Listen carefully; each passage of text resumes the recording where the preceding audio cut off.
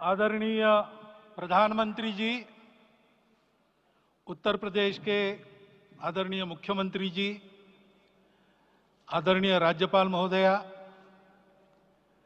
देश के आज विद्यमान सभी पंथ संप्रदायों का प्रतिनिधित्व करने वाले हमारे संत ऋषि आचार्य गण और समाज के सब स्तरों का प्रतिनिधित्व करने वाले निमंत्रित महानुभाव,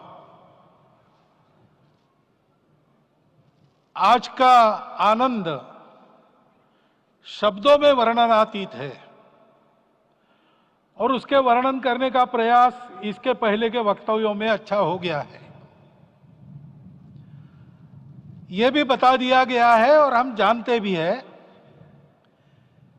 कि आज अयोध्या में रामलला के साथ भारत का स्व लौट के आया है।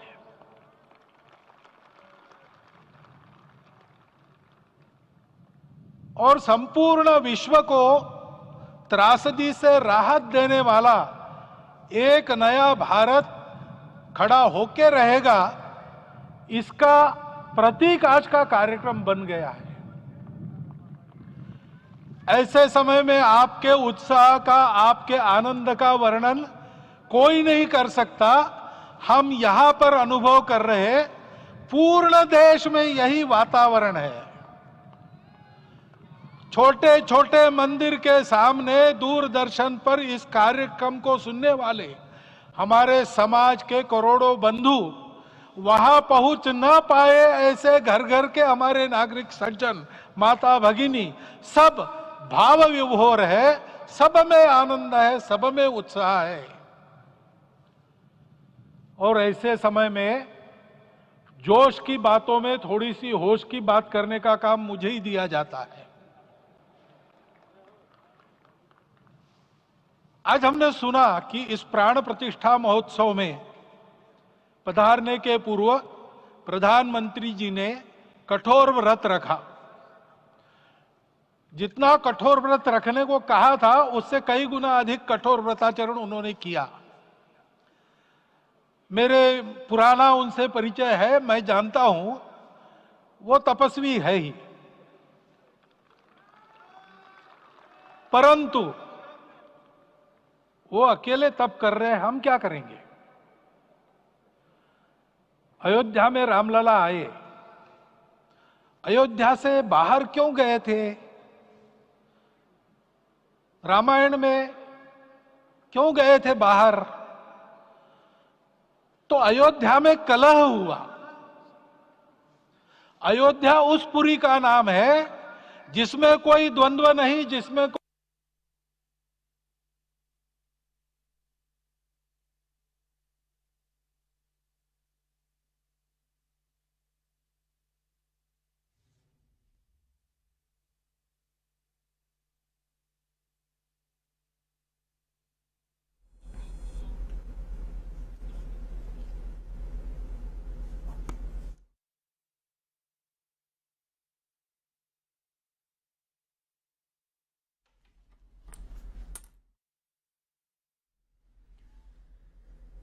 तो आपको बता दें कि रामलला की मूर्ति की प्राण प्रतिष्ठा की जा चुकी है और अयोध्या से हम ये सीधी तस्वीरें आपको दिखा रहे थे, जहां पर प्राण प्रतिष्ठा के बाद आरएसएस वनवास में गए। वो सब ठीक होने के बाद दुनिया के कलह को मिटा के वापिस आए। आज रामलला वापस फिर से आए हैं 500 साल के बाद। जिनके त्याग, तपस्या, प्रयासों से ये सोने का दिन आज हम देख रहे, सुवर्ण दिवस देख रहे, उनका स्मरण प्राण प्रतिष्ठा के संकल्प में हम लोगों ने कहा, आपने सुना होगा, स्मरण किया। उनकी तपस्या को, उनके त्याग को, उनके परिश्रम को शत बार, सहस्त्र बार, कोटि बार नमन है। रामलला के यहां इस युग में आज के दिन फिर वापस आने का इतिहास जो जो श्रवण करेगा वो राष्ट्र के लिए कर्म प्रवण होगा और उसके राष्ट्र का सब दुख दैन्य हरण होगा, ऐसे इस इतिहास का सामर्थ्य है। परंतु उसमें हमारे लिए कर्तव्य का आदेश भी है। प्रधानमंत्री जी ने तब किया, अब हमको भी तब करना है। राम राज्य आने वाला है, वो कैसा था? दैहिक दैविक भौतिक तापा, राम राज नहीं कहु व्यापा। सब नर करहि परस्पर प्रीति, चलहि स्वधर्म निरत श्रुति नीति। सब निर्दंभ धर्म रत पुनि, नर अरु नारी चतुर सब गुनी। सब गुणज्ञ पंडित सब ज्ञानी, सब कृतज्ञ नहीं कपट सयानी।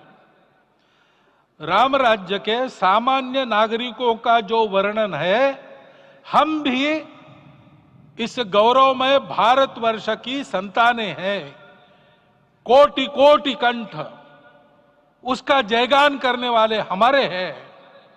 हमको इस प्रकार के व्यवहार को रखने का तप आचरण करना पड़ेगा।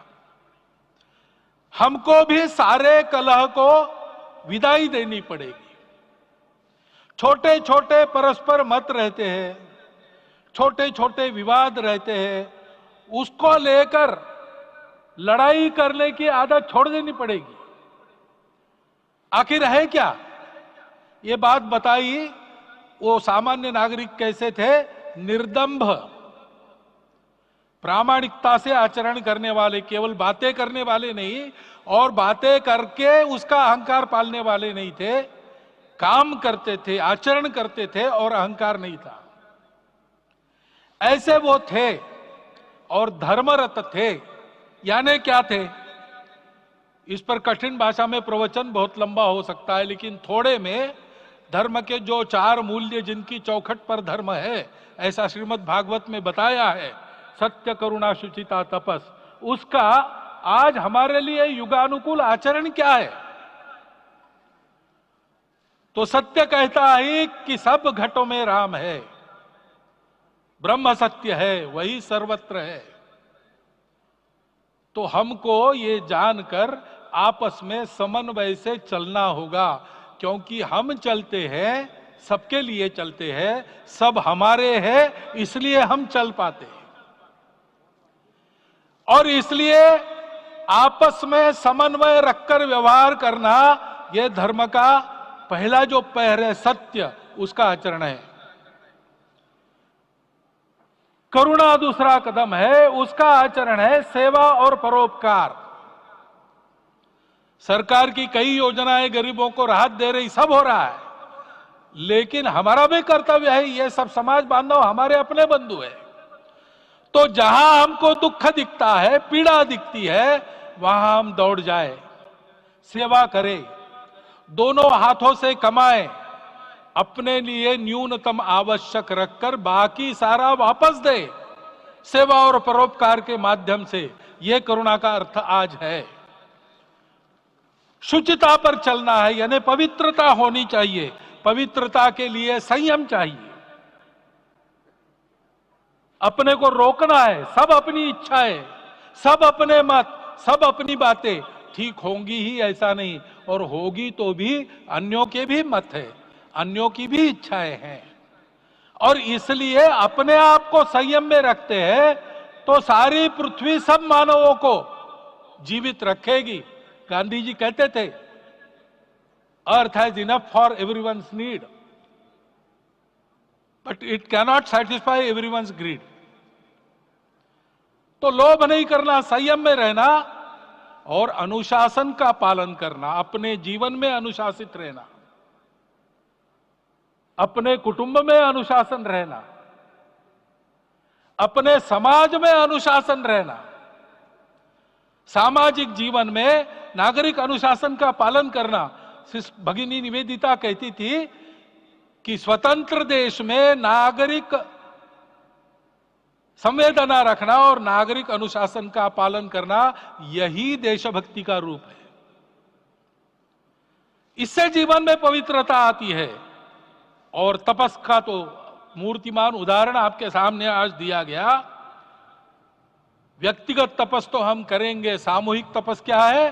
संगच्छध्वम संवदध्वम सम वो मनावसी जानता।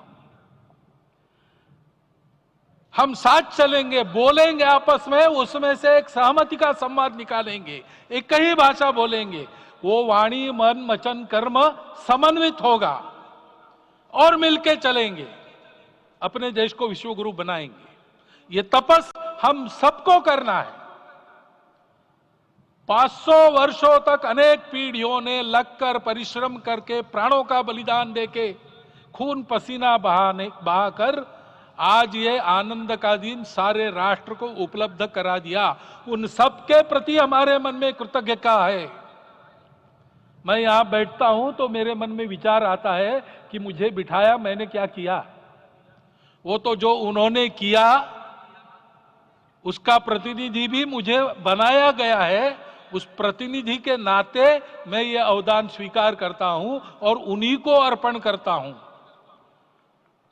परंतु उनका ये व्रत हमको आगे लेके जाना है। जिस धर्म स्थापना विश्व में करने के लिए राम का अवतार हुआ था, उस धर्म स्थापना को अनुकूल स्थिति अपने आचरण में अपने देश में उत्पन्न करना, यह अपना कर्तव्य बनता है। रामलला आए हैं हमारे मन को आह्लादित करने के लिए, उत्साही करने के लिए, प्रेरणा देने के लिए, साथ साथ इस कर्तव्य की याद दिलाकर उसमें कृति प्रवण करने के लिए आए हैं। उनका आदेश सर पे लेके हम यहां से जाए। सब लोग तो यहां आ नहीं सके, लेकिन वो सुन रहे, देख रहे। अभी इसी क्षण से इस व्रत का पालन हम करेंगे तो मंदिर निर्माण पूरे होते होते